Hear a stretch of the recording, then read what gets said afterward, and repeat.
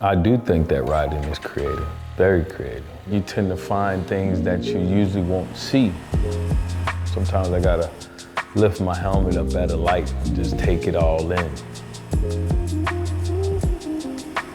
Music has always been part of my life. When my son was in his mother's belly, I used to put the headphones on her stomach. DJing definitely gives you that creative freedom, you know, to play music that you love. All right, mic check. But also challenge, you know, the ears out there to see if there's something that they would like. It's an art to it, you know? All right, we're gonna have some fun. You know, I make a playlist to ride for the most part. Just some feel-good music, though. Just some ride music. That's what I do, I ride. I'm a drop the top type person. Like, I'm an old school, take a cruise guy.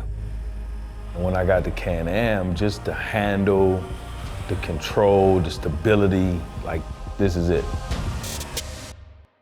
I'm Ed Reed, NFL Hall of Famer. I'm a DJ and I'm a rider.